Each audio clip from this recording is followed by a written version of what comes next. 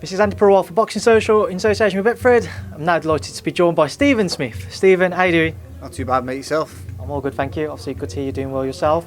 Down here today, as I've just mentioned, to Callum to support your guys, Paul Butler, Sam Hyde, and obviously Joe Gallagher putting on the show. Starting off with Paul, a 60-54 points victory. How would you assess his performance? I thought he boxed very well. I thought he was disciplined, but I thought he looked relaxed and he looked sharp. I thought, considering he's been up the ring for a little bit, I think he did look sharp. I thought warming up he looked sharp as well, and he got everything off, got all the shots off through some lovely combinations, and he landed flush. I think the kid was tough. I think the kid's done well staying in there because Butler landed well head and body, and he can punch. So it was a good performance, and it's one that'll push him on now to bigger and better things.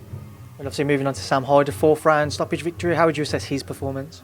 I thought it was a great result for him. I thought when the first bell rang, I thought he looked an awkward opponent. I think Sam swung and missed a few times in the first, and I was thinking he can't really load up against this kid. He looks one of them awkward types where you look like you look obviously yourself when you start trying to look for the big shot, and I think Sam realised that and then started relaxing and letting the shots go with more speed and spiting them. And I think when he landed flush, he done well getting them out, because there'll be a lot of kids who slip up against people like that.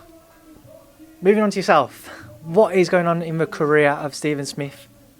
Just obviously, I come back after a long time out after my ear injury, so I had 2 little 6-rounders just to get a bit of momentum and go forward, and I just had a little bit of a sore hand after the second one, so I just let it heal. I haven't really got the time now to be having operations at my stage in my career, so I just let it heal, got back in the gym now, and I'm hoping to get back out probably November. I'm training now, so that's the plan next. Also, you just mentioned you've only had a couple of fights back since that ear injury.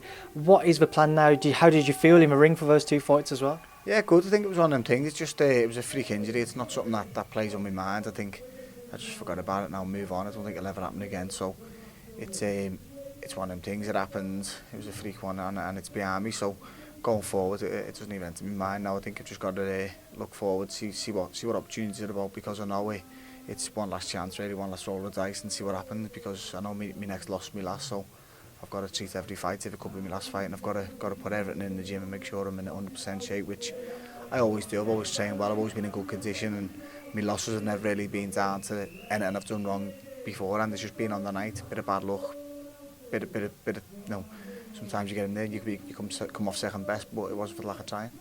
What are you still hoping to try to achieve with however long you feel you've got left in the sport?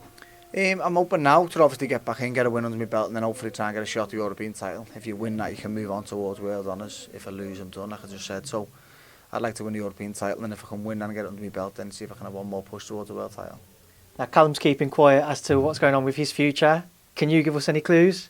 No, as he said then, he hasn't signed nothing, but he can't really speak about himself much, but I can tell you straight, he had offers from everywhere. He's the best shooter on the planet. Who's not going to want to sign Callum Smith? Do you know what I mean? And that's not me being biased to my brother. That's because he's the number 1 in the weight. He's the Ring Magazine champion, and he's obviously someone who any promoter in the world would want to promote. So they're all going to be offering for him. But as he just said then, he's happy at the minute. He's got a good relationship with Eddie and Matchroom. So an offer from them is something he's considering as well. So when he makes his own decision, he'll be announced quite shortly, and I think going forward his future's very bright.